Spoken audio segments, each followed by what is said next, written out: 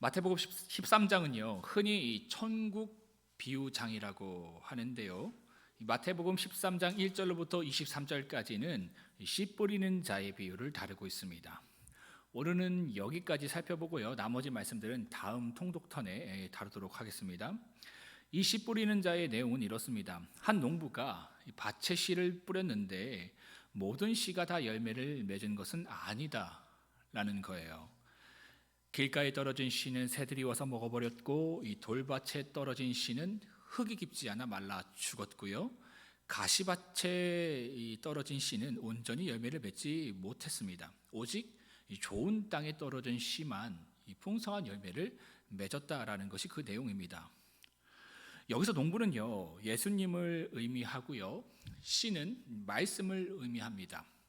또한 새는요, 악한 자, 곧 마귀를 의미하고요, 땅은 인간의 마음을 의미하는데, 특히 이 천국 복음을 들었을 때에 그 복음에 반응하는 각각의 마음의 상태를 의미하고 있습니다. 길가는 복음은 들었으나 그 속에 역사하는 어둠의 권세로 인해서 그가 들은 복음이 믿음으로 연결되지 못하는 마음의 상태를 나타내고요. 이 돌밭은 즉시 복음을 기쁘게 들었지만 곧 세상에서 주어지는 환난과 박해로 인해서 그가 들은 복음이 이 믿음까지 연결되지 못하는 마음의 상태를 나타냅니다. 또한 가시밭은요, 이 복음을 들었으나 세상의 염려와 재물의 유혹으로 인해서 마음이 흔들려 믿음을 갖지 못하는 이 마음의 상태를 나타내고 있습니다. 마지막으로 좋은 땅은요, 복음을 잘 듣고 깨닫는 마음의 상태를 나타내고 있습니다. 우리가 이 씨 뿌리는 자의 비유를 들으며 흔히 하는 오해가 있습니다. 여러분, 이 씨 뿌리는 자의 비유 많이 들어보셨죠? 근데 이 비유를 들으면서 우리가 흔히 오해하는 것이 있다라는 거예요. 무엇이냐면 이 비유의 핵심이 천국 복음이 뿌려진 땅에 있다라는 오해입니다. 그러니까 주님께서 이 비유를 하셨을 때에 지금 땅을 이야기하고 있다라고 생각한다라는 거예요. 그렇게 이 말씀을 이해하면요, 어떻게 우리가 해석할 수 있냐면, 우리가 노력해서 좋은 마음을 가질 수 있고 우리가 노력해서 이러한 믿음을 가질 수 있다라는 오해를 가지게 됩니다. 그러니까 우리가 이런 본문을 주일학교에서부터 지금까지 그렇게 접근했잖아요. 그러니까 좋은 마음을 가집시다. 근데 그것은 아니다라는 겁니다. 이 비유를 통해서 예수님이 강조하고 싶은 것은 그게 아니에요. 왜냐하면 예수님께서 이 비유를 통해서 강조하고 계신 것은 땅이 아니기 때문입니다. 천국 복음이 뿌려진 땅이 아니라 천국 복음의 씨를 땅에 뿌린 자를 강조하고 있는 거예요. 땅이 아니라 뿌린 자에게 지금 집중되는 말씀이다라는 겁니다. 천국 복음을 그들로 듣게 하시고 그 복음을 깨닫게 하신 것이 주님이라는 것을 그들에게 강조하고 계신 겁니다. 11절을 보세요. 천국의 비밀, 즉 천국 복음이죠. 이 복음이 너희에게는 허락되었으나 그들에게는 아니 되었다라고 하셨죠. 그럼 그들에게 복음을 누가 허락하신 겁니까? 주님이죠. 그들이 스스로 노력해서 복음을 깨달은 것이 아니라 주님께서 그들로 복음을 깨닫게 하셨다라는 겁니다. 요한복음 1장 5절의 말씀을 보면요, 빛이 어둠 가운데 비쳤는데 어둠이 그 빛을 깨닫지 못했다라고 기록합니다. 여러분, 이게 말이 됩니까? 빛이요, 어둠 가운데 비쳤는데 어둠이 빛을 깨닫지 못했대요. 이걸 어떻게 이해하시면 좋냐면, 여기 컵이 있잖아요, 그죠? 유리로 되어 있지만 이게 도자기로 되어 있다고 칩시다. 그럼 이 안은 뭐겠습니까?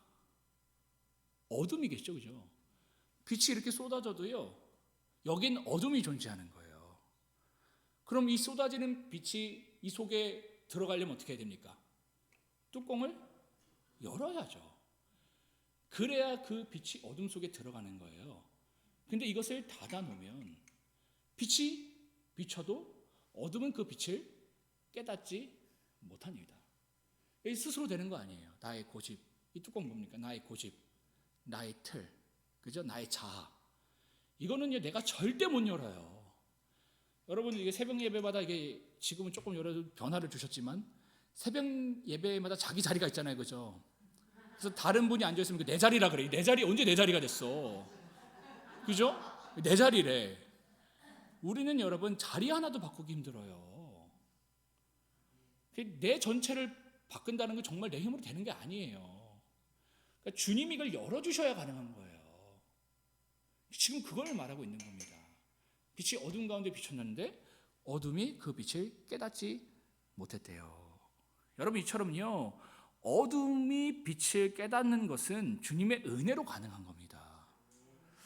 여기서 말하는 깨달음은요, 지식적으로 아는 것을 말하는 것이 아니에요. 존재적으로, 전인격적으로 아는 것을 뜻하는 겁니다. 제가 늘 말씀드리잖아요.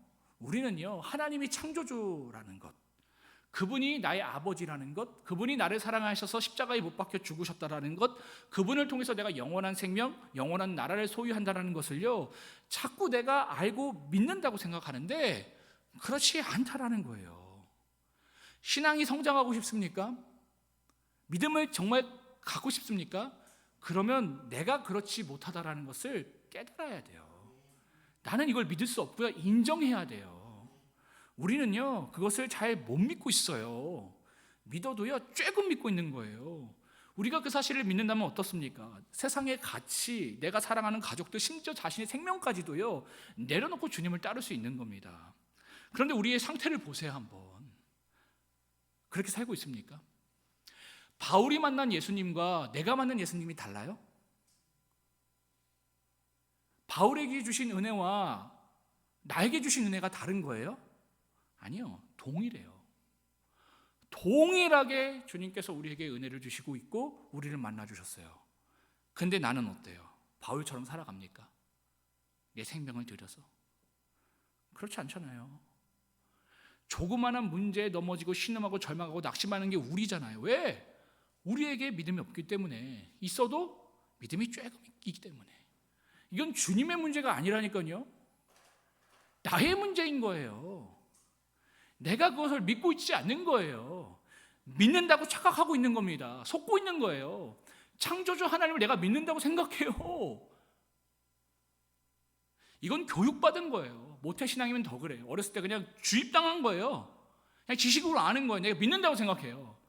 내가 근데 창조주 하나님을 정말 믿는다면, 그분이 나의 아버지인 걸 믿는 건다면, 나에게 영원한 생명이 있고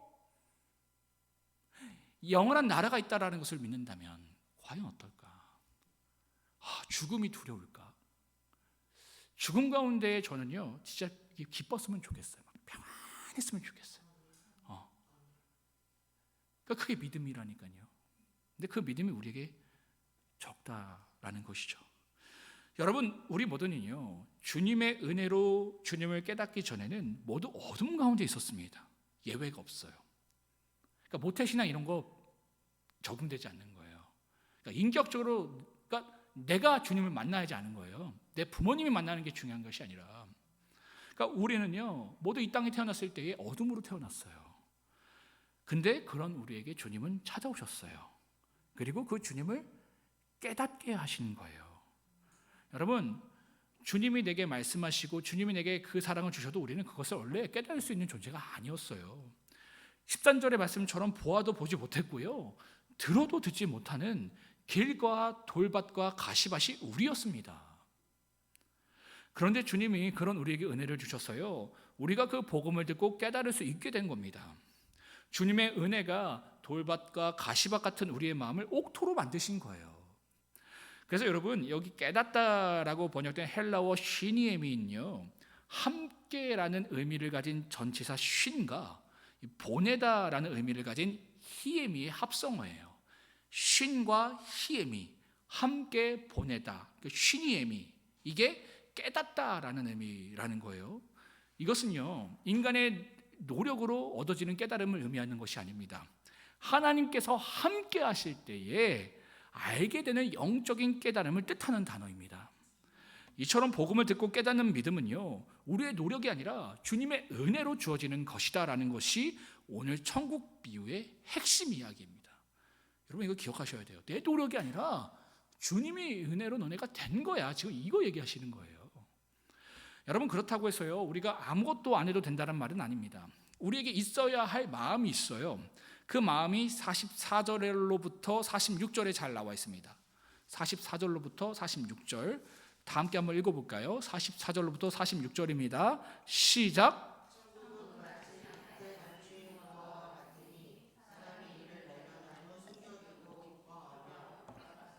자기의 소유를 다 팔아 그 밭에 사느니라.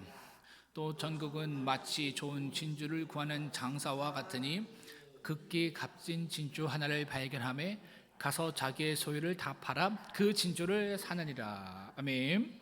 주님이 우리에게 영적인 가치를 보여주셨을 때, 이게 훌륭한 사람만 보여주고 훌륭하지 않은 사람만 보여주는 거 아니에요. 다 보여주시는 거예요. 그 가치를 보여주셨을 때에 그 가치를 향해 나아갈 수 있는 영적인 갈급함이 우리에게 있어야 한다는 겁니다. 세례였던 마태와 삭개오에게 이런 마음이 있었고요, 어부였던 베드로에게 이런 마음이 있었습니다. 그러니까 주님의 제자되는 조건, 세상이 훌륭함이 아니라 했어요. 그죠? 이 영적인 갈급함, 그죠? 주님이 나를 따라오라 말씀하실 때에 그 가치를 보고 따를 수 있고 복종할 수 있는 그 믿음, 그 믿음이 있었기 때문에 그들을 주님께서는 제자로 삼으셨다는 겁니다. 이러한 심령이 가난한 마음, 의에 졸이고 목마른 마음이 우리에게 있어야 주님이 나를 따르라 라고 말씀하실 때에 주님을 우리는 따를 수 있다는 겁니다. 자신에게 들려진 복음으로 온전히 받아들일 수 있는 믿음이 생기는 것이죠. 여러분, 이것을 기억하셔야 하는데요, 무엇이냐면 주님께서 길가와 돌밭과 가시밭 같은 마음을 가진 사람들 모두에게 복음을 들을 수 있는 은혜를 주셨다라는 겁니다. 19절에서 22절까지를 한번 보세요. 19절에서 22절 반복되는 말씀이 있어요. 늘 성경을 볼 때는 반복되는 말을 집중해서 봐야 되거든요. 제가 마태복음을 보면서 계속 그 반복되는 말씀이 뭐냐고 말씀드리잖아요. 19절에서부터 22절 보세요. 뭐가 반복되고 있습니까? 찾으신 분 누구를 했어요? 말씀을 듣고요. 3번이나 반복돼요. 그 동그라미 치세요. 3번. 여러분, 이것은 무엇을 강조하고 계신 겁니까? 11절의 말씀처럼 원래 우리에게 듣는 것조차 허락되지 않았습니다. 13절 말씀처럼 들어도 들을 수 있는 존재가 아니었어요. 그것을 깨달을 수 있는 존재가 아니었어요. 그런데 주님께서 우리로 이 복음으로 듣는 은혜를 주셨고요, 듣는 것을 넘어 복음을 깨닫는 것까지 우리에게 허락하셨다라는 것을 지금 주님이 강조하신 거예요. 그런데 그들이 깨닫는 자리까지 나아가지 않았습니다. 좋은 땅이 데려가지 않았다라는 거예요. 그런 기회가 주어졌음에도 불구하고 그 기회를 취하지 않았다. 왜? 그 이유가 15절에 잘 나와 있어요. 15절 시작. 이 백성들의 마음이 완악하여져서 그 귀는 듣기에 둔하고 눈은 감았으니 이는 눈으로 보고 귀로 듣고 마음으로 깨달아 돌이켜 내게 고침을 받을까 두려워함이라 하였느니라. 왜요? 귀로 듣고 마음으로 깨달아서 돌이켜 고침을 받을까 두려웠기 때문에. 그 기회가 주어졌음에도 불구하고, 듣는 것도 은혜인데 더 큰 은혜를 주님께서 주시기 위해서, 깨닫는 은혜까지 주시기 위해서 그 기회를 주셨는데 안 갔대요. 안 취했대요. 밭의 보화를 취하지 않았대요. 그 진주를 취하지 않았대요. 왜요? 두려워서. 제가 저번에 군대 귀신 들린 사람에 대해서 얘기했잖아요. 그죠? 이 거라사 지역에 군대 귀신 들린 자가 있었어요. 그러니까 군대 귀신이라면 엄청 센 귀신이잖아요. 그죠? 그로 말미암아 인생이 다 망가져 버렸어요. 자기를 막 자해하고 막 사람들과 부딪히고 하여튼 막 말도 안 되는 삶을 살아갔어요. 근데 주님이 오셔서 그를 고쳐주셨어요. 그럼 어떻게 돼야 됩니까? 마을 주민이 어떻게 반응해야 돼요? 고쳐주셨어요. 기뻐해야 되잖아요. 축하해줘야 되잖아요. 근데 그들의 반응이 어떻다고 나와 있어요? 그들이 그것을 보고 두려워하여. 왜 두려워했다고요? 그로 인해서 자신들의 것들이 손해를 받았으니까. 그 군대 귀신이 어디로 갔어요? 2,000마리 돼지떼에게 갔잖아요. 몰살했잖아요. 그 돼지떼가 뭐예요? 그 동네의 공동 가축이잖아요. 죽어버렸네. 나에게 지금 손해가 온 거예요. 그러니까 주님이 사랑을 몇 번 더 하면 거덜나겠는 거예요. 그러니까 그게 두려운 거예요. 그 놀라운 은혜를 보았음에도 불구하고 두려워서 그들이 어떻게 했대요? 주님께 떠나라고 했대요. 주님을 밀어냈대요. 이것은 무엇을 뜻하는 겁니까? 예수 때문에 더 이상 세상에서 손해보고 살고 싶지 않기 때문이다라는 거예요. 그래서 주님을 밀어냈다라는 거예요. 여러분, 주님을 따르려면 어떻게 해야 합니까? 자기 십자가를 메고 주님을 따라야 합니다. 아멘이십니까? 이거 없이 주님 따르려고 하지 마세요. 지금이라도 여러분, 내가 어떤 것을 가지고 신앙하는지를 아셔야 돼요. 우리 십자가를 메고 주님을 따르는 거예요. 좁은 문, 좁은 길로 가야 합니다. 이처럼 진리의 길, 생명의 길은 반드시 손해와 희생과 핍박과 환난이 전제된 길입니다. 이거 피하면서 신앙생활 하려고 하지 마세요. 복 받으려고 여러분 하려고 하지 마세요. 그러면 그냥 세상에서 사시는 게 더 나을 것 같아요. 제가 봤을 때는. 예수를 믿어서 복 받는 거 아니라고 했어요. 예수 자체를 믿는 게 복이라니까요. 예수가 믿어졌다는 것 자체가 복이라니까요. 왜? 어둠은 깨닫지 못하니까. 그냥 주님께서 은혜를 주셔서, 나 같은 것에게 은혜를 주셔서 내가 깨달을 수 있는 것 자체가 은혜예요. 복이에요. 자꾸 다른 복을 얘기해요.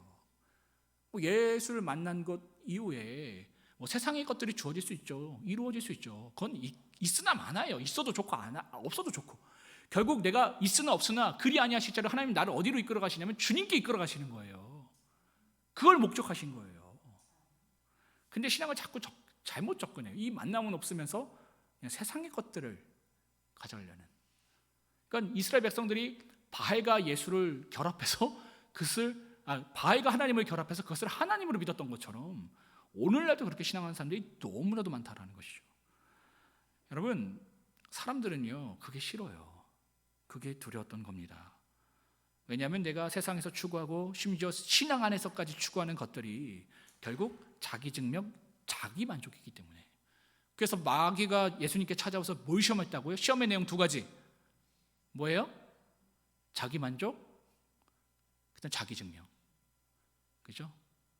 자기 만족, 자기 증명이었어요. 너가 하나님의 아들이거든. 반복적으로 나온다고 그랬죠. 그러니까 우리가 그것을 목표로 신앙을 하기를 마귀는 원하는 거예요. 그러니까 이것을 목표로 하는데 여러분, 그것을 포기하고 주님을 따를 수 있겠습니까? 못하는 겁니다. 안 되는 거예요. 그것이 두려운 거예요.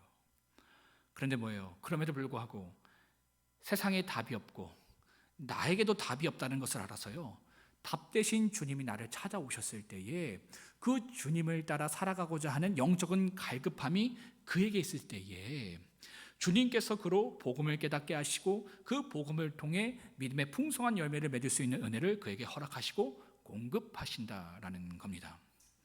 사랑하는 성도 여러분, 오늘도 내 자신과 세상에 답이 있다는 착각을 내려놓으시기 바랍니다.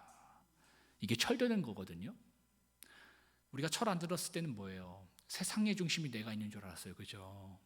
철들면서 뭘 깨달아요? 내가 중심이 아니구나. 근데 아직도 나이가 들었음에도 불구하고 철이 못 들면 뭐예요? 아직도 내가 세상의 중심인 줄 알아요. 아니에요. 철드는 것은요, 내가 중심이 아니라는 것을 아는 거예요. 신앙의 성숙함은요, 내게 답이 있다는 것을 부인하는 거예요. 세상에 답이 있다는 것을 부인하는 거예요. 오직 주님께만 인생에 답이 있다라는 것이 성숙한 믿음입니다. 이 깨달음의 은혜가 여러분에게 있길 소망합니다. 그래서 그 주님과 함께 그분의 말씀을 따라 살아가고자 하는 영적인 갈급함, 영적인 우선순위가 여러분에게 있으시길 축복합니다.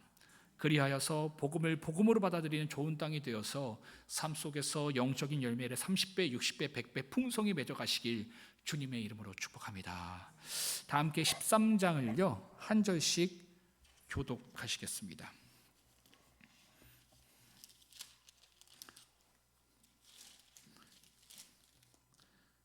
13장입니다. 제가 먼저 읽겠습니다. 그날 예수께서 집에서 나가사 바닷가에 앉으심에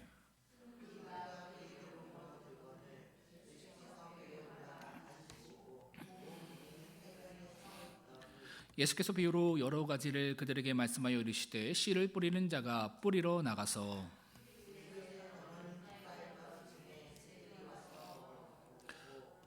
더러는 흙이 얕은 돌밭에 떨어짐에 흙이 깊지 아니하므로 곧 싹이 나오나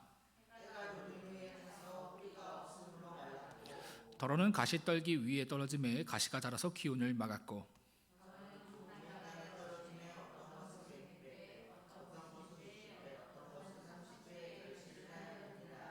귀 있는 자는 들으라 하시니라.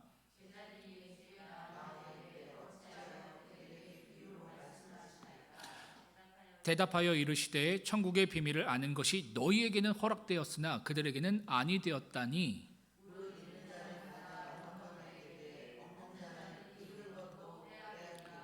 그러므로 내가 그들에게 비유로 말하는 것은 그들이 보아도 보지 못하며 들어도 듣지 못하며 깨닫지 못함이니라.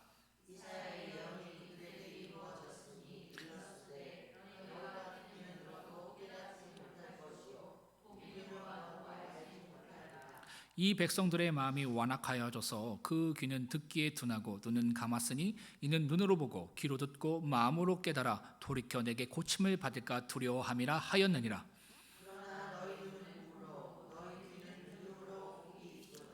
내가 진실로 너희에게 이르노니 많은 선지자와 의인이 너희가 보는 것들을 보고자 하여도 보지 못하였고 너희가 듣는 것들을 듣고자 하여도 듣지 못하였느니라. 아무나 천국 말씀을 듣고 깨닫지 못할 때는 악한 자가 와서 그 마음에 뿌려진 것을 빼앗나니 이는 곧 길가에 뿌려진 자요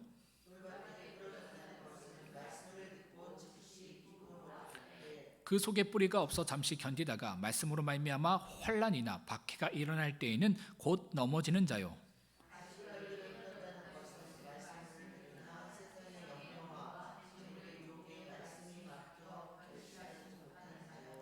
좋은 땅에 뿌려졌다는 것은 말씀을 듣고 깨닫는 자니 결실하여 어떤 것은 100배, 어떤 것은 60배, 어떤 것은 30배가 되느니라 하시더라.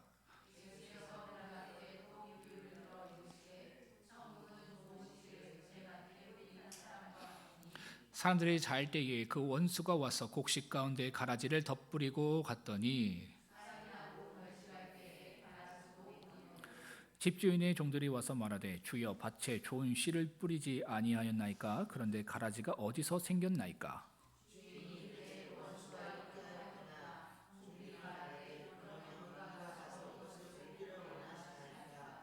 주님이 이르되 가만두라. 가라지를 뽑다가 곡식까지 뽑을까 염려하노라.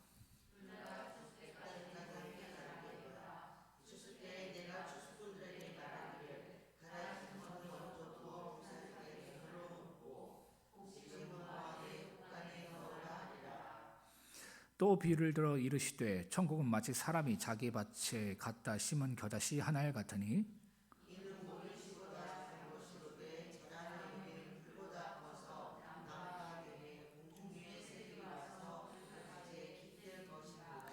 또 비유로 말씀하시되 천국은 마치 여자가 가루 서말 속에 갖다 넣어 전부 부풀게 한 누룩과 같으니라.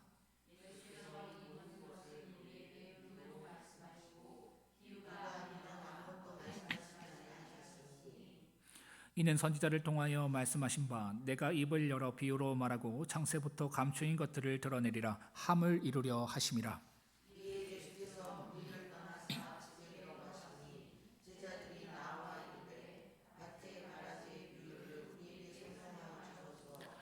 대답하여 이르시되 좋은 씨를 뿌리는 이는 인자요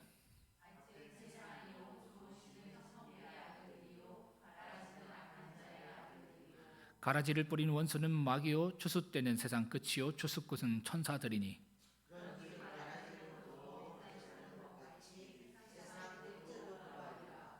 인자가 그 천사를 보내리니 그들이 그 나라에서 모든 넘어지게 하는 것과 또 불법을 행하는 자들을 거두어내어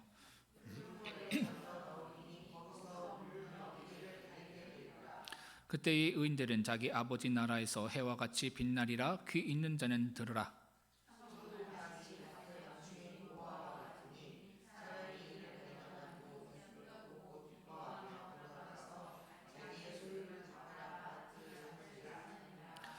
또 천국은 마치 좋은 진주를 구하는 장사와 같으니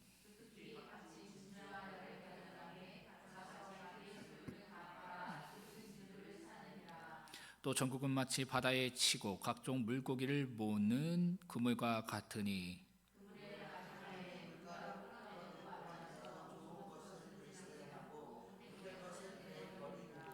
세상 끝에도 이러하리라. 천사들이 와서 의인 중에서 악인을 갈라내며 이 모든 것을 깨달았느냐 하시니 대답하되 그러하오이다.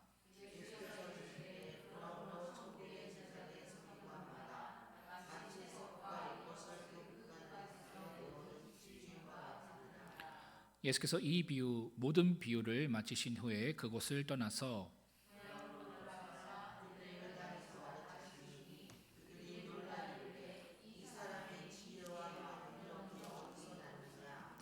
이는 그 목수의 아들이 아니냐 그 어머니는 마리아 그 형제들은 야고보 요셉 시몬 유다라 하지 않느냐.